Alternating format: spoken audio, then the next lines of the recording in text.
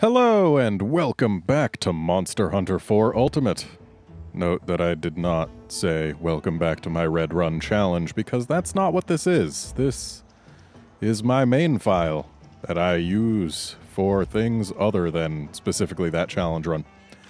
And the reason that I'm on it is because I want to get a little bit of revenge.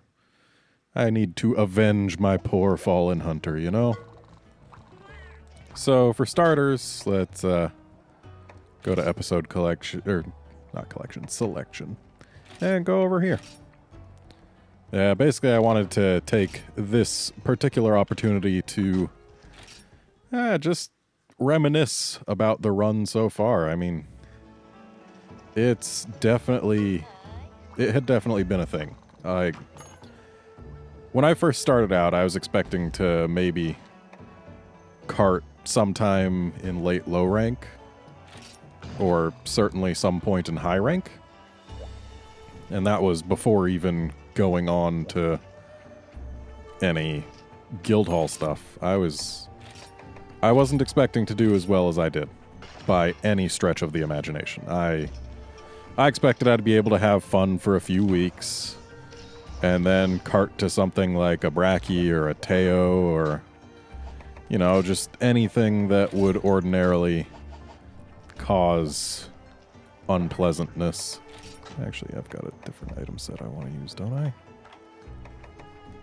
No, apparently I don't. That's right, because this is my recording 3DS, so it doesn't save my item sets or equipment sets or anything across 3DSs. It's actually quite annoying. And if I reorganize my equipment box, then it just kills all of my equipment sets for the other system. It's kind of annoying when you're playing this game on multiple systems because of that. But yeah, I expected to go out sometime in low rank or high rank, and certainly if I got to G rank, I expected to die very quickly, but I didn't. I kept going, kept being alive. And, you know, just every big hunt, I was surprised all over again that I'd managed to make it that far. It felt good. Like, I was performing beyond my wildest expectations. I was actually feeling myself get better with Greatsword, which was one of the goals of the run. I was getting to do things that I never thought I would do. And just every hunt, I felt a sense of accomplishment at the end. Especially once I started getting into the harder stuff in G rank. Like when I was doing Fire Drill, I expected so much that I would be taken out by that quest. And it just didn't happen. And then it kept not happening until I managed to get myself a rare 10 weapon. I managed to beat GOG. Like, there's no way I would have ever believed you if you told me at the start of the run that I would be beating GOG by the end of it. And yet it happened. And, I mean, that, to this day, is still the single biggest, like, it's the biggest, most proud moment of my entire career in Monster Hunter. That single hunt. Because it was simply the point where I did something that I had never thought I would even be able to do. And I did it on my first try. So, like, the whole time, like, even going into the quest, if you rewatch the episode, you'll hear me talking about how I expected to fail it by timeout or by dying. And even towards the end of the quest, I was thinking, oh man, there's like no time left. I'm going to fail this. And I think like as I was saying something to that effect, GOG died. Like, there was no way I had ever even imagined that would happen. Especially not when I was first coming up with the rules like, oh, if I die, it's game over. Like, the moment I came up with that rule, I was thinking, okay, I'm not going to get very far, but I can at least, you know, try. Why am I using drugged meat? I didn't bring bombs. Because it was all just a goal. The goal was to see how far I could get and to try and get better with Greatsword in the process. And to get to the end, it was beyond my wildest dreams. Like, I know I'm saying stuff like that a lot, but it's really the case.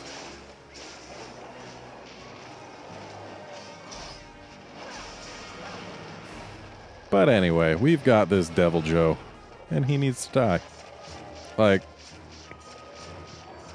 seriously though, I am very glad I decided to do this run in the first place. Because it's been a whole hell of a lot of fun, especially, you know, just seeing what I was capable of. It was great. I would never, ever decide to change the rules so that I would be able to continue after that death, because it just made every hunt feel more special that I was able to actually complete it. And, like, it was just... I don't have the words for it. I mean, I said that when I killed the Gog, but... yeah, I guess I can use this time to sharpen. I see my cat is not waking up the Joe by boomeranging a Khonshu this time.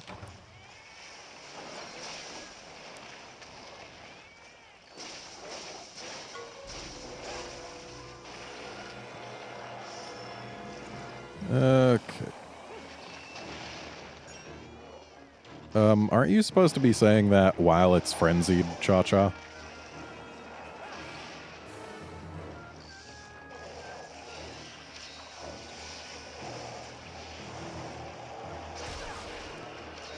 Okay. So, yeah, if you guys decide to take on the challenge yourselves, definitely report into me with, you know, what things you managed to do that you never expected, where you go out if you do go out. Like, I'm definitely interested in hearing your stories from your own runs. Because that was the whole purpose of me putting the rules in that first episode, so that other people could take on the challenge if they wanted. And I definitely enjoy hearing other people talking about their own times with it. Especially if they are enjoying themselves while doing it, because that's kind of the whole point, just to have fun challenging yourself. And of course, this jerk decides to leave right after I use my Y-Stone.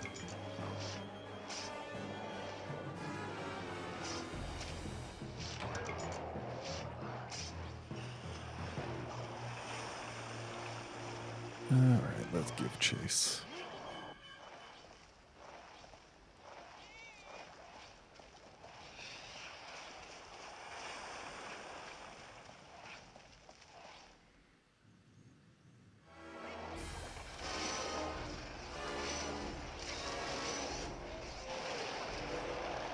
Yeah, I know.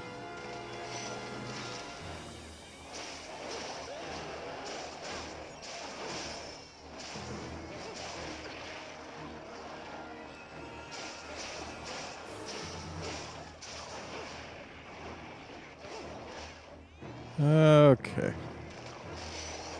What are you even doing over there, Joe? What were you trying to jump on?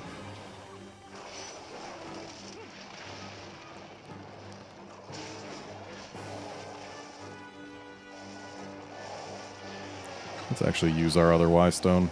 Won't add any damage or special effects against this Joe, but can at least help get him out of his frenzy.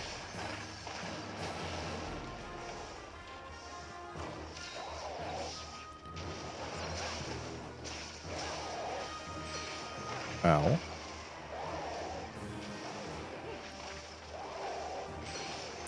Okay, that was my own fault. Oh boy. Even in a much better armor set, death can still come. Got much closer than I expected there, but then again, I haven't been taking this too very seriously.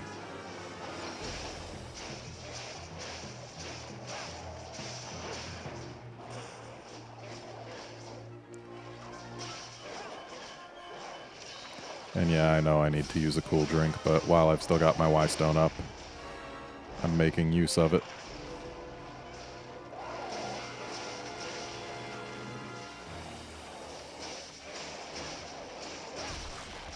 Alright, got face break number 2, and Y-Stone is out. Which means the other one should be back up soon.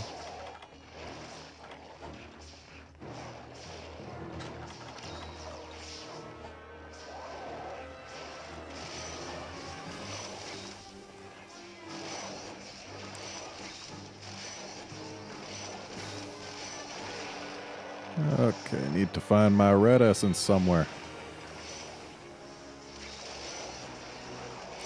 Specifically on his face, or I believe, like, his arms when he's enraged.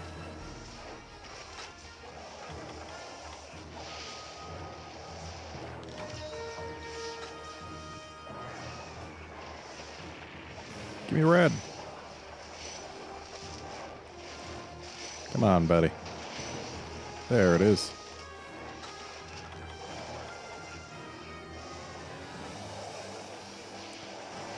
Yeah, that move, it just... Joe dancing around on his tiptoes is silly, no matter how you slice it. It is his least intimidating move visually. And yeah, it's just, it seems out of place. As I said in the last episode, I get that the reason they did it is because it lets him pivot better, and thus he can better track you with that breath. So it does make it more dangerous, but at what cost?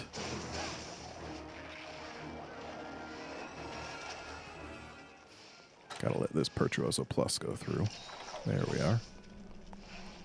I love Virtuoso Plus. The heal over time that comes with it is delightful.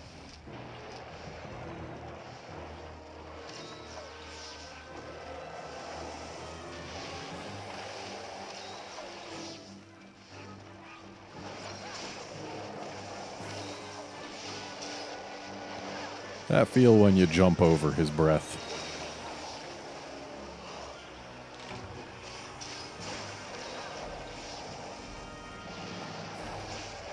So, in Monster Hunter Generations, I've been falling back into my Gen 3 habits of using Switch Axe. Because, you know, I've always loved Switch Axe. I gave it a break during the entire 4th generation, Monster Hunter 4, 4G, and 4U. I mained Glaive for all of them. Though I did use Switch Axe a few times in 4.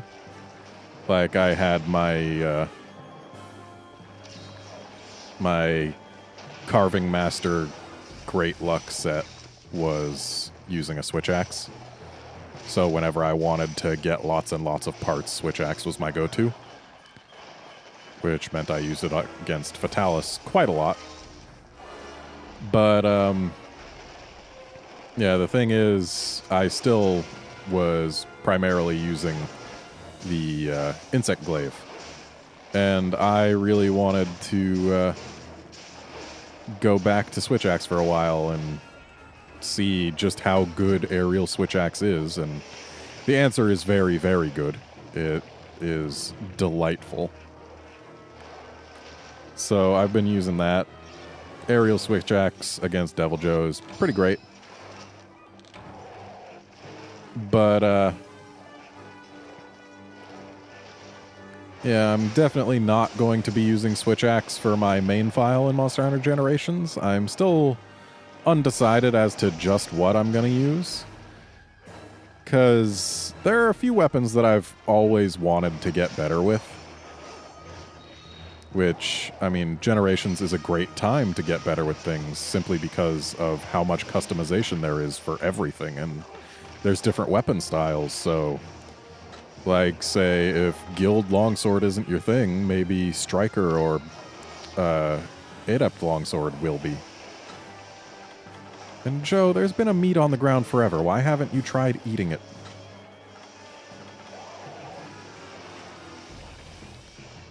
But yeah, just the fact that there are now multiple options for each weapon makes it better. Really? You're going for the new one? I mean, I guess it hasn't been there as long. Yes, multiple options for every weapon makes it a better time than ever to experiment, because maybe a weapon that you didn't like quite so much before suddenly has something that you love. So, yeah, there's definitely that chance that you'll find something to like about a weapon that you didn't like before. So I'm going to use Generations as a chance to test out some weapons that have never been my main and see, you know, just what I enjoy and try something new. Now, I've been thinking of using Longsword, because that's a weapon that I've always thought looked interesting, but never really had a good time with. It's always actually been one of my worst Blade Master weapons. But I feel like with the changes in Adept Longsword specifically, I might actually be able to get into it and use it well. So we'll have to see. Though I've also been wanting to... Good job, Bug.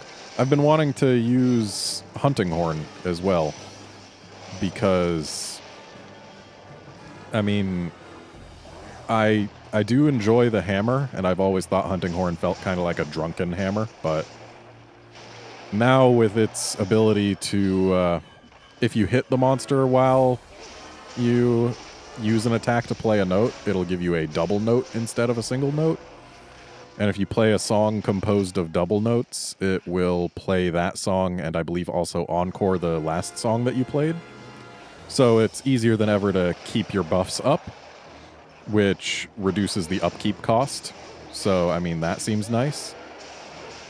And also, like, it's, as Gaijin Hunter puts it, it's the best weapon that you're not using. Like, Hunting Horn is just a weapon that not many people use, and I dodged the wrong way. But, it's a really good weapon, and I'm sure it would be really fun if I actually learned how to use it properly. So, I kind of want to do that. The reason that I haven't really focused on it is because I love cutting tails. It's like my... It was one of the things that actually helped me really get into this game. Just the first time I cut a Rathian tail in the Monster Hunter Tri demo, it was like, you can do that? And I was hooked.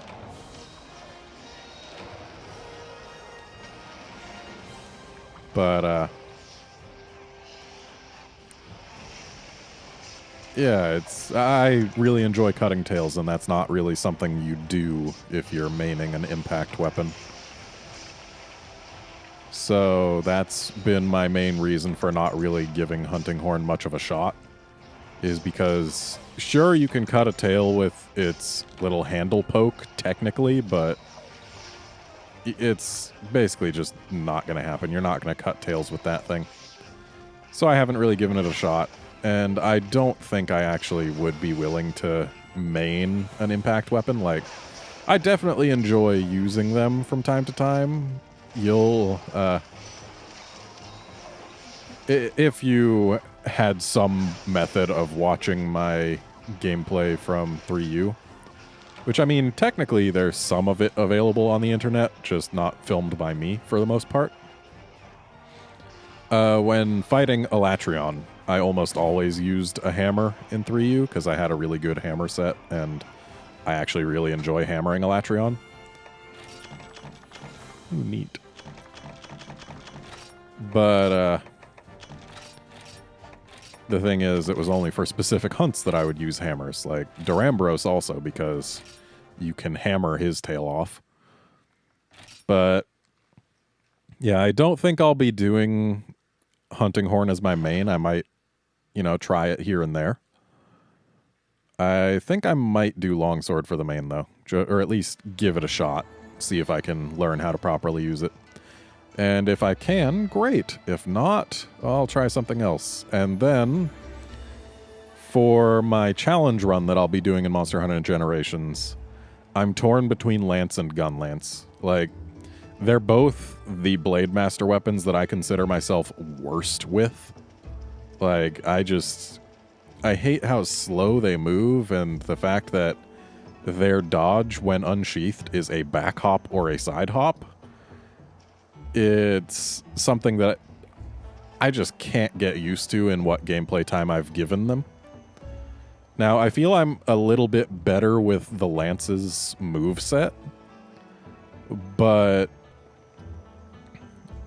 I mean, it's still, I'm not very good with it, and that actually is the opposite of how I felt when I first tried them both again in Portable Third. Like, in 3U, I had only touched them for the arenas so that I could get an A rank in every arena with every weapon thing. In Portable Third, I actually felt like I was better with a Gun Lance than a Lance, but now I feel like I'm better with a Lance than a Gun Lance. And the thing is, I would be nervous to use the Gun Lance because I consider it to be my worst Blade Master weapon. Like, capital W worst. And, I mean, sure, the point of the challenge is to get better with a weapon you're not so good with, but I don't know whether or not I'd be able to have enough fun with it and whether or not I'd be able to actually learn to use it well. But then again, in Monster Hunter Generations, they added the new heat gauge mechanic, which seems like a fun little thing. So I'm not sure what I'll do yet. Good news, I've got a few months to decide. So we'll see in a while whether I'll be using Gun Lance or Lance. But I can almost guarantee it'll be one of the two, unless I decide to go off the deep end and try gunning for the challenge run, but I don't expect I'll do that. Plus, I actually feel like I'm competent with a gun. So, yeah. Anyway, I got my revenge here, so that's going to be it for this episode. Join me next weekend, or next time, depending on whether or not you're watching these as they come out, to see me just having fun playing Monster Hunter 4 Ultimate, doing some quests solo. I love this game. I can have fun doing pretty much whatever, so yeah, next time you'll see me just here having fun. See you then, friends.